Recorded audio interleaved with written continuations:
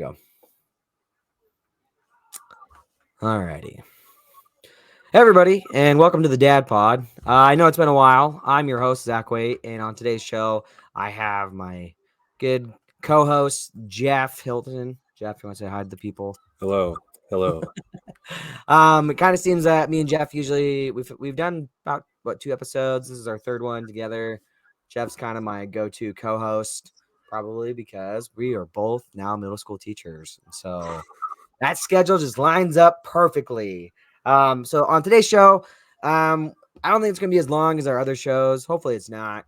Me and Geoff have just been talking throughout the past couple months, wanting to do another podcast, and so we decided to sit down and kind of do a catch-up podcast.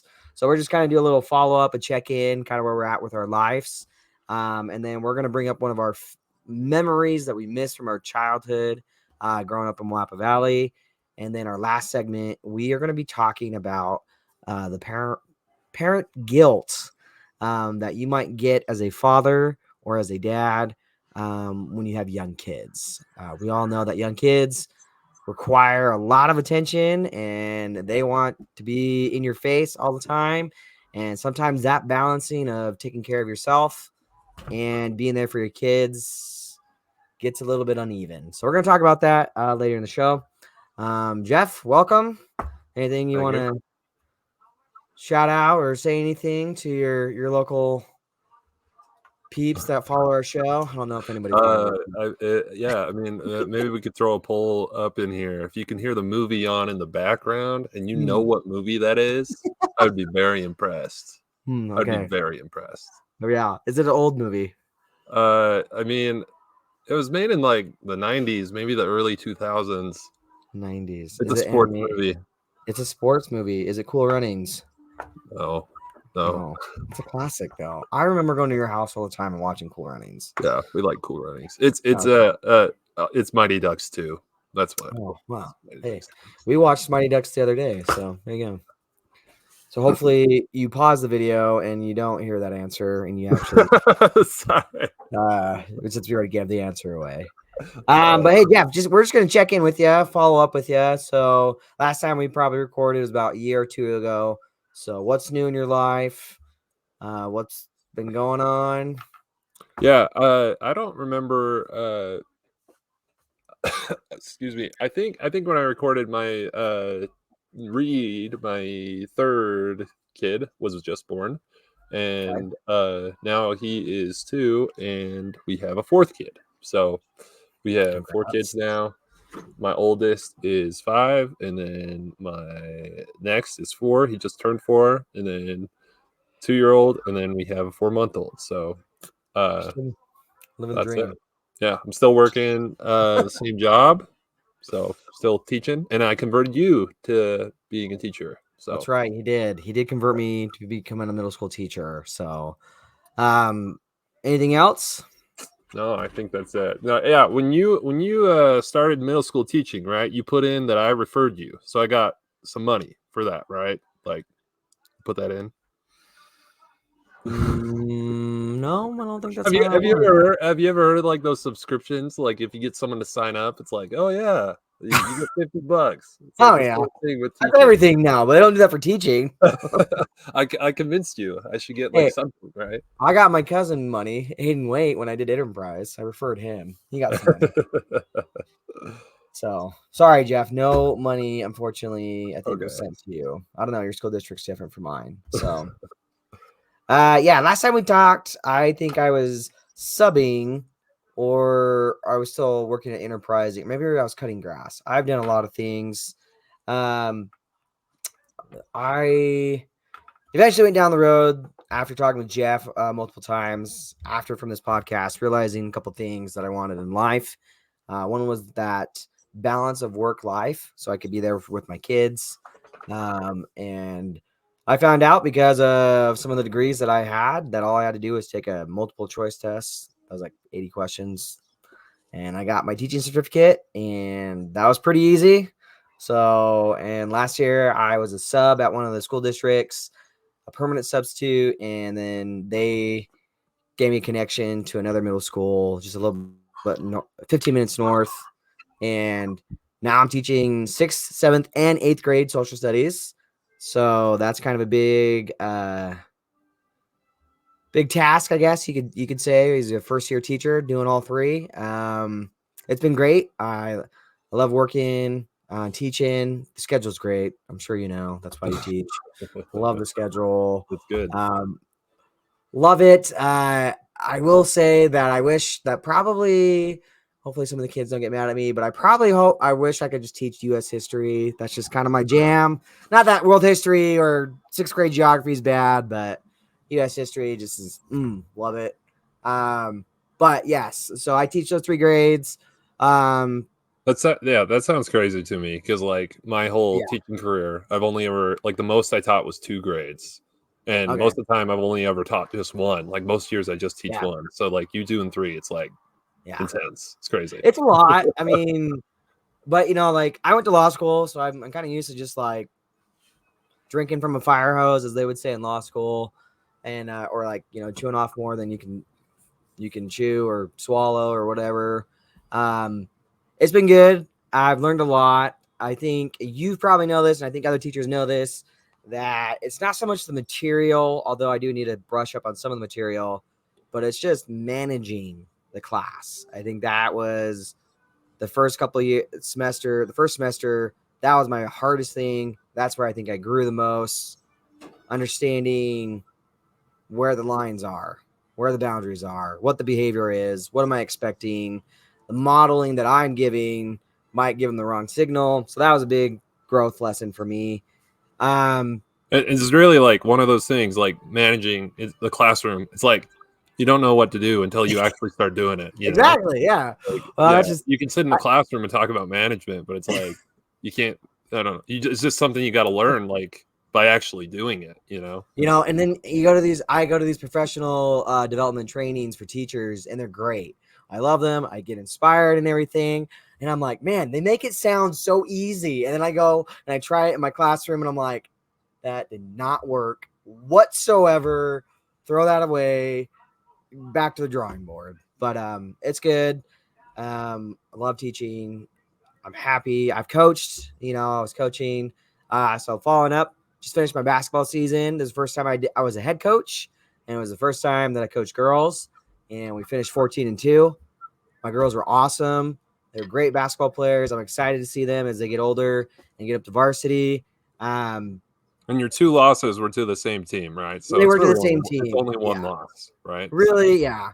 Unfortunately, we had some injuries that kind of plagued us, and I made some dumb coaching calls. I should have went to a 2-3 zone earlier than I did in one game, and then I thought in another game we could just out hustle them and outplay them, and we were injured. So I'm learning, but yeah, it was a great season. I'm excited for next year. Got a whole new squad. I got to kind of coach up and see what we get. So should be fun. Other than that, right now, this last week I've had 4 snow days. So yeah, Kansas City, baby. Woo! Yeah. So we had 1 day of school this week, and next week is Martin Luther King on Monday, so we have that day off, and it looks like it's going to be pretty bad on Tuesday. So I might have another snow day. Who knows? I might not ever go to school for the month of January. So The Eagles game's on Monday. That's it is. yeah. Wow. Yeah. Yes. I'm And the excited. Eagles game is on Monday. I get a lot of, I was actually thinking about going to the Chiefs game tomorrow because Dude, for $20, I tickets would. have dropped for like $20, and I'm like, it's a playoff game. When like regular season tickets are like $200.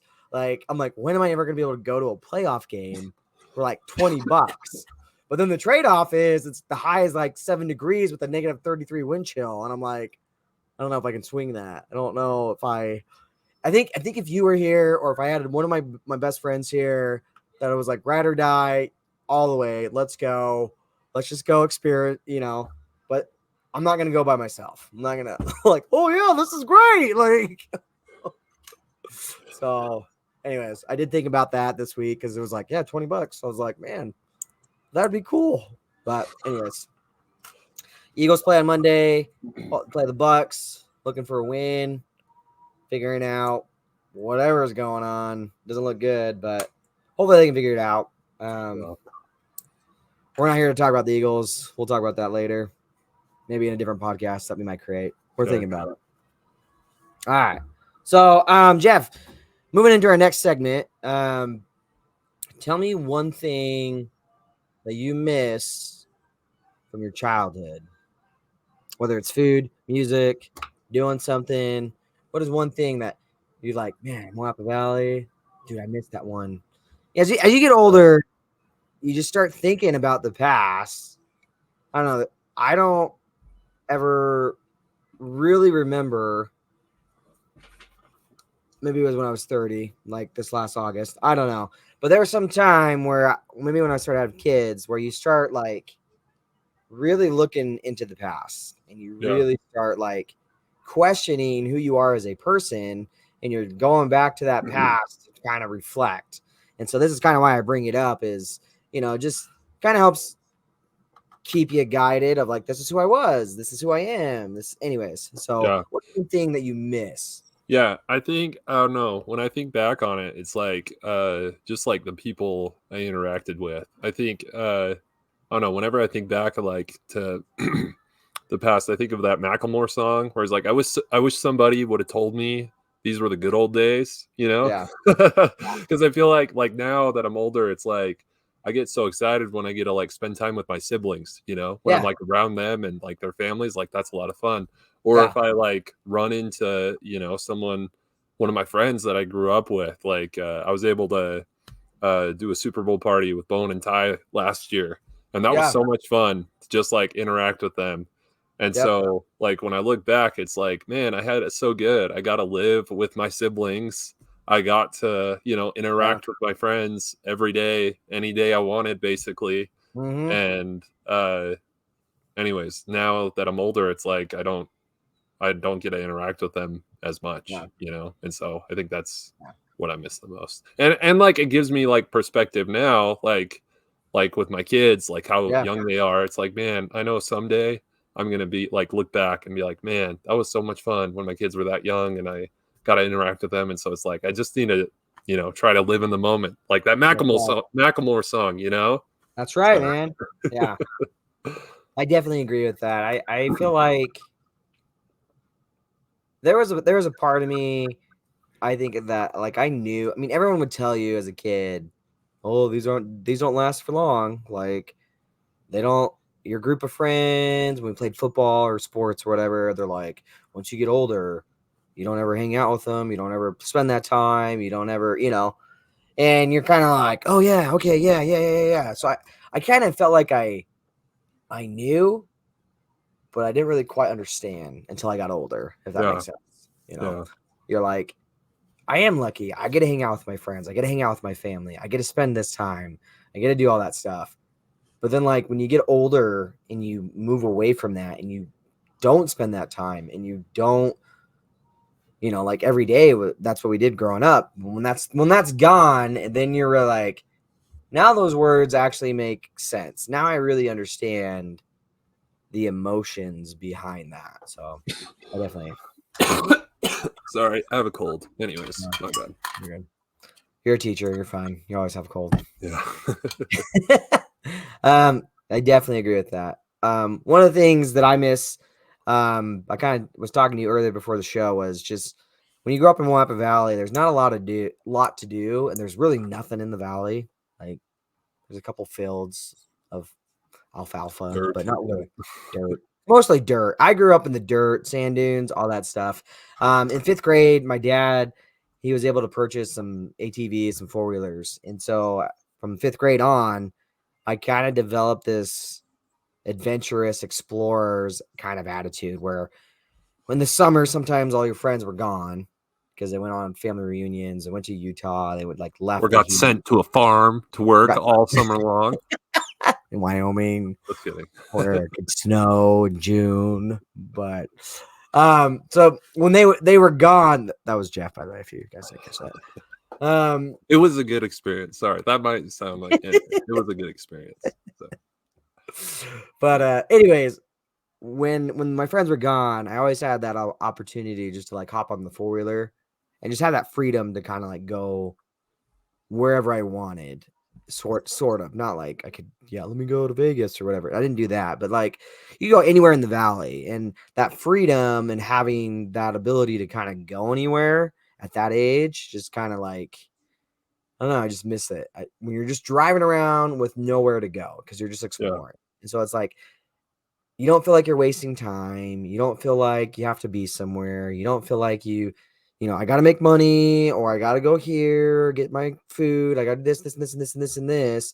It was just like, let me just go wander. And I miss that. And Yeah.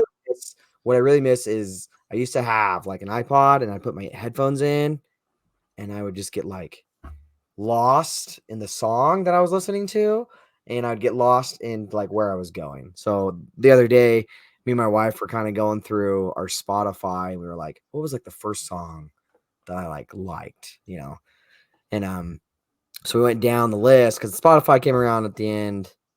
She had it in high school, but I didn't really play with Spotify till after my mission in 2014. Anyways, one of the songs we were found in was Daughtry. You remember Chris Daughtry? Yeah. Yeah. Dude, he had some bangers, man. We were going through that list. We were like, Rick, that's a good song. Like, oh, man, that's a good song. I was like, holy crap, this guy, like, you know what I'm saying? But like all those memories of listening to those songs, I remember like connecting those songs and those emotions to when I was like riding four-wheelers and like Yeah. getting lost and like Yeah. exploring. And anyways, It's so like, so sorry, just to interject here. Like, oh, yeah. have you seen or read Harry Potter? Have you done that?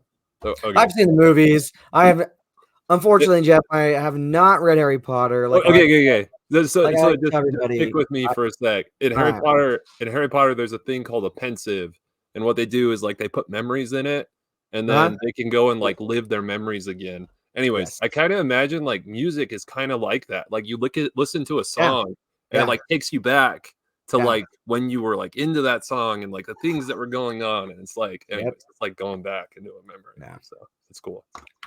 Definitely like that. It's definitely like that. So that was interesting. We were just going through some of those songs that because I remember when he came back from my mission, I didn't listen to music for 2 years. And so one, I was like finding new music, but two, I was going back to like, oh, I remember this song. Oh, I remember this song. Oh, I remember this. So like those early songs I liked on my Spotify were from that era of where I grew up. And so yeah. Anyways, that's just I, one thing I miss. I don't yeah, know if I do it with my kids as much as I can, but I feel like it's a little bit different. One, because we live in Kansas City. We don't live in the country, where it's just yeah, like there's nothing and we can explore. And then another thing in Kansas City, like there's just not the desert. The desert just goes on forever. You can go anywhere in the desert, but like in Kansas City, there's woods, there's trees, there's yeah. rivers, there's lakes. And so it's like I can go four-wheeling, but I don't know, like I have to go on a road somewhere. Anyways, I don't know the backcountry, but I miss that opportunity just to wander. I Yeah. just miss that opportunity. So, alrighty, moving into our last section of our podcast for today. We want to talk about the parent guilt that you might have as a dad when you have young kids. Okay, so Jeff, do you want to start? Yeah. So I think I think it just comes from uh I don't know, like I think one thing that's tough about like uh moving on to like having kids and like parenthood is Mhm. like, growing up, like before you have kids, before you get into that, you have time for your hobbies. You have times for Yep. those things you're like into. And Yep. then when you like start having kids and have little kids, you don't have as much time for those hobbies. And then also like I don't know, like when I was like my one of my biggest hobbies when I was growing up in Logan, was like sports and stuff. Yeah. But when you're older, it's like a lot harder to do that. And so you're also kind of like discovering like maybe new hobbies, like new Yep. things you need to get into as well. Yep. And so it's just hard to juggle that because, you always need to like spend time with your kids, but then also it's important that like you have time for yourself. Yeah. And And I yeah, I just it's want to jump in here. yeah, I think the reason why we say it's important, I know my wife has talked about it and she knows a little bit more than I do. So she studied child development, and so she always talks to me and teaches me that, that the first 10 years of a child's life is critical. And so that is when they trust you and you're the main go-to, and they share all those big feelings with you. They share all this stuff with you. And so it's like, yeah, you need to kind of be there for those critical 10 years, because then as they get older, that's when they start developing their individualism, or the yeah, individual person, yeah, and they try to go make friends, and they kind of leave. You know what I'm saying? And so I feel like maybe you feel this way, but my wife will tell me that, and I'm like, dang, like she's right. Like those first 10 years, it is crucial to kind of be with your kids, yeah. and kind of find that balance. So yeah, I And totally. like, I think one thing that that's helped me, I guess, find somewhat of a balance is I've tried to share like my hobbies that I'm into with my kids. Yeah. And like that's not always Mm. perfect because like, doing things with Yep. your kids isn't as a lot of time it's not as like enjoyable as when you can like just do it for yourself. So Yeah. like for example, like I've always really liked video games and like one memory I always have of growing up is like me and my brothers playing video games together, like playing through a video Yeah. game together, and like we would Mhm. like watch each other play, and it was like we would see the story unfold together, and it was just like one of my favorite things. Like I look Yeah. back on it so fondly, and so I've tried to do that with my kids. Like I got Zelda for Christmas, Yeah. and they're always asking like, "Dad, let's play Zelda," and like it's tough because, like, I wanna play through it and, like, beat the game, but, like, my kids are like, "Hey, I wanna play, I wanna do," and they, Yeah. like, don't know what to do, and it's just like, Uh-huh. "Okay, here you go," you know? Yeah. But I but it totally agree. Yeah. but it's like, if I want to be able to enjoy that with my kids at some point, it's like, "Okay, I gotta put in, like, the groundwork," you know? I need to Mhm. try to, get them Yeah. exposed to it and get them to enjoy it, and Yeah. anyways. I totally agree. I mean, I think there are probably dads out there that balance this better than I do. But I would say probably in general, just generally speaking, there's the two sides. There's probably the ones that do a lot for themselves and they spend all this time with themselves, and maybe they neglect their kids in that crucial age.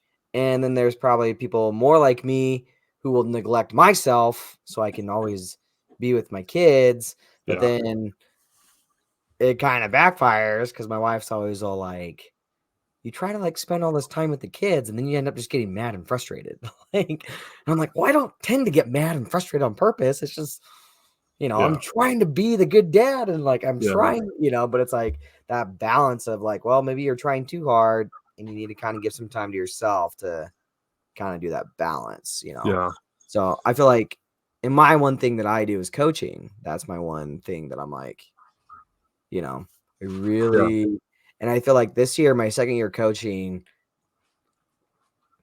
although I feel bad for my wife, I do feel bad for her because I'm like gone. Like when basketball, I'm just gone. Um, Either practice or the games or whatever. And she's just with the kids pretty much 24/7. I do yeah, feel bad for that, but I do feel like at the same time, when I am home on those weekends, when I don't have basketball, I'm more well balanced with all my yeah, emotions and I'm able to hang out with my kids better than like when I'm just like 4 days home from a snow day and I'm like, oh my gosh, I yeah. can't. So, And um, I think sorry, just to very go good. along with what you're Yeah, go saying, ahead. I think it's healthy for your kids to see you, uh, doing hobbies, you know? I Yes. think it's a Yeah. good thing And I for agree them to too. see that. Even if it's not, like, something they wanna do, it's like, "Okay, dad's doing something for him." Because I feel like, Mhm. like, your kids are gonna subconsciously remember that, like, "Oh, it's important that Yep. I have hobbies and do my Yes. own thing, and I don't just get consumed, with my kids or anything." I think, like, Well, my wife is very good at, like, she does projects or, like, sews in front of the yeah. kids, like, we'll be watching TV and she'll be, like, sewing something, and my kids have, like, taken an interest in it, so they're like, "Hey, I wanna do that. Hey, I wanna Yeah. try that," and, Yeah. Anyways, so I just think it's productive to let them see you doing that too. So. Exactly. I agree with you. I think kind of going back, I think this is kind of maybe the system, just as my opinions and my thoughts. When you're growing up, you're kind of just focused on yourself. Now, I'm not saying you're totally selfish. Like, obviously, you might be in Boy Scouts or church or whatever, and you go do service projects, and you go do this, and you go do that, or I helped out my mom today, I did my chores or whatever. But it's predominantly mostly focused on yourself, Yeah. right? I got my schooling, I got my grades. When am I going to eat? When am I going to go hang out with my friends? I don't have to worry about bills. I don't have to worry about this. Now, some kids probably do because of their situation, but I'm just generally speaking, right? So I feel like it's more self-focused. And then as you get older, especially for people in the church, if they do decide, the Church of Jesus Christ of Latter-day Saints, if they decide to go serve a mission, this is where the brain, I think, would switch, right? On your mission, you kind of learn how to like destroy the selfish person, and you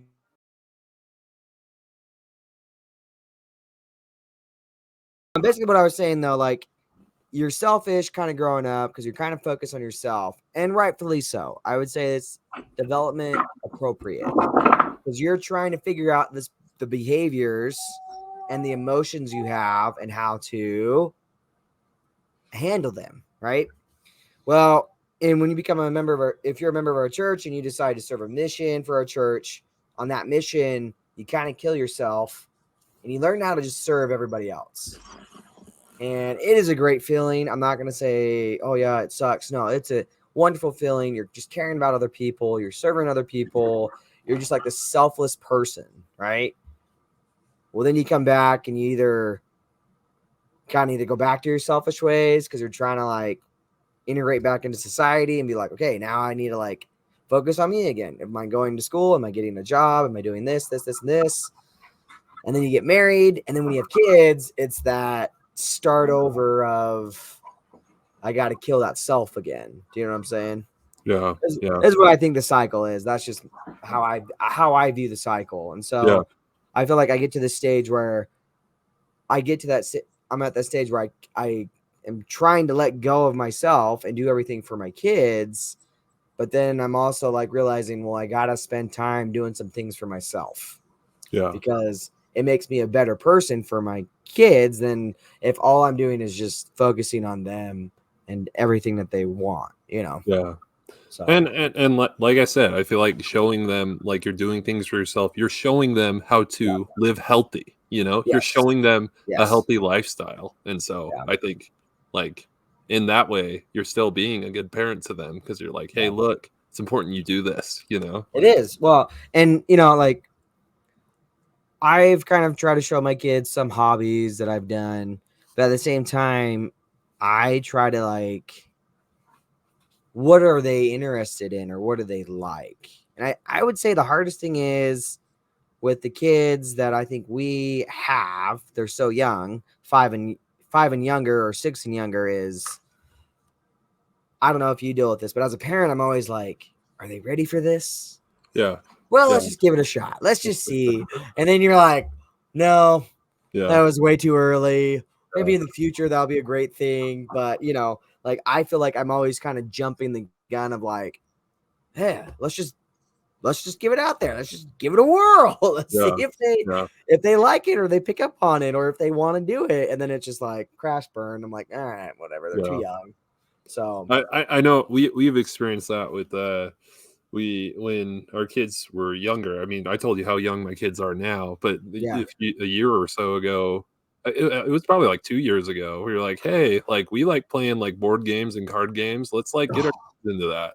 And so Yeah. we bought like all these like board and kid games. Like, yeah, they're gonna love this, and they do like it.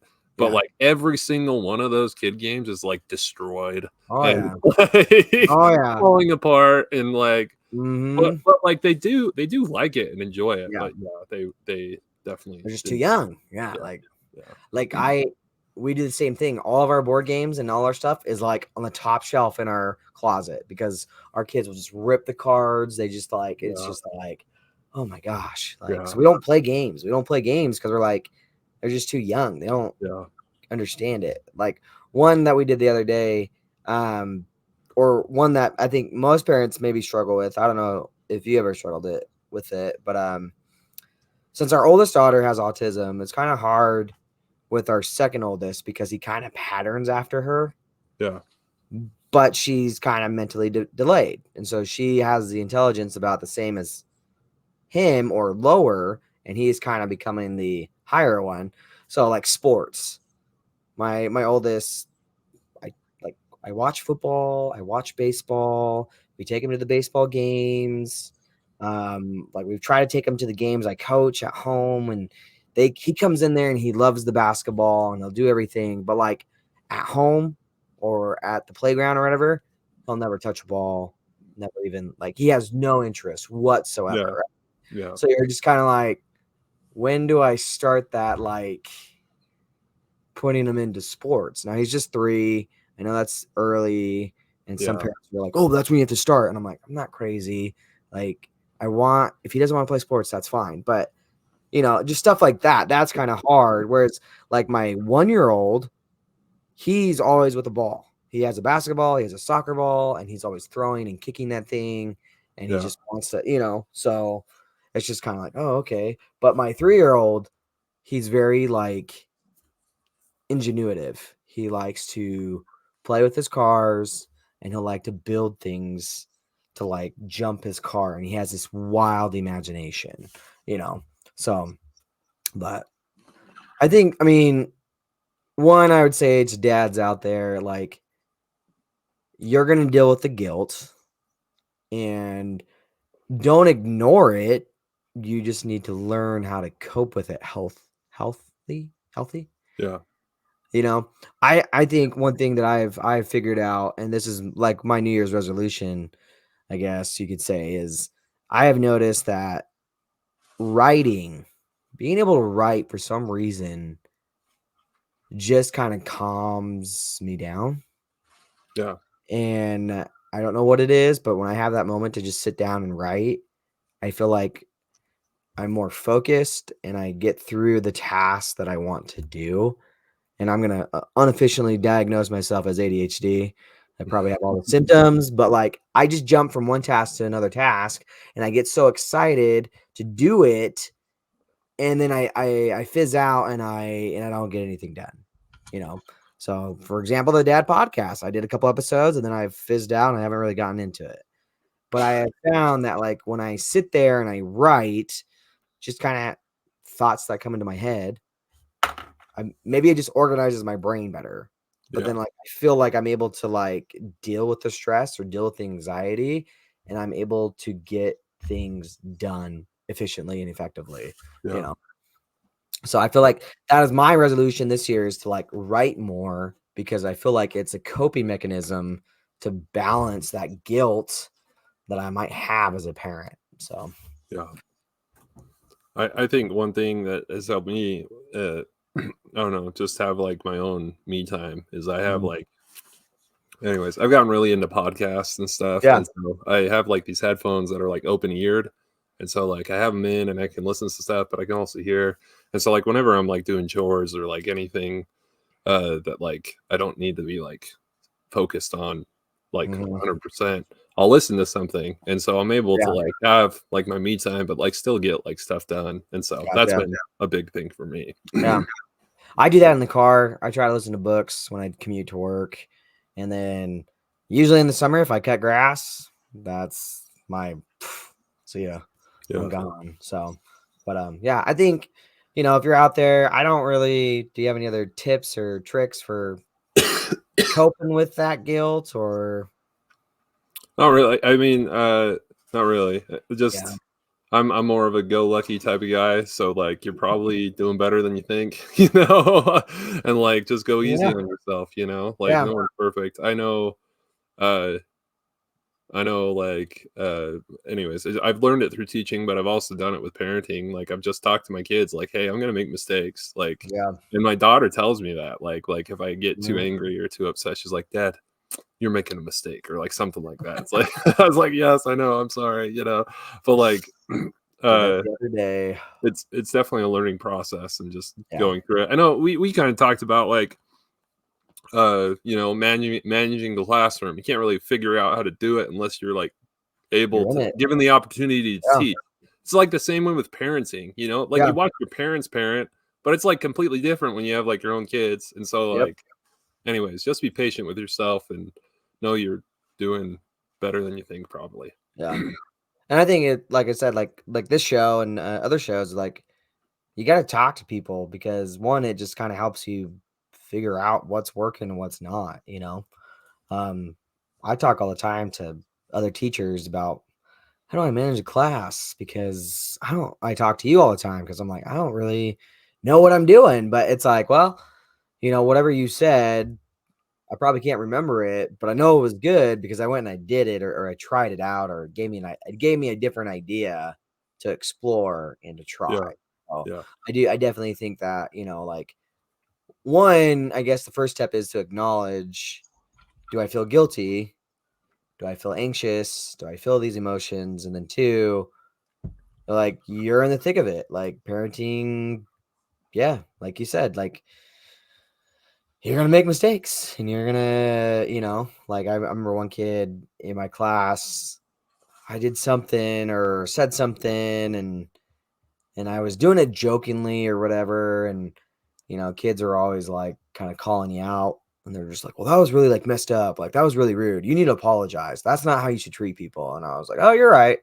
I was like, you're right. I shouldn't have said that. That was mean, although it was sarcastic and it was a joking manner, so I apologized and they're like, thank you, like, thank you. But like it's the same thing. Like you gotta be able to make those mistakes, like I don't think I'd be where I'm at today if I didn't realize that, the mistakes I've made, I need to find a better way to cope with it, Yeah.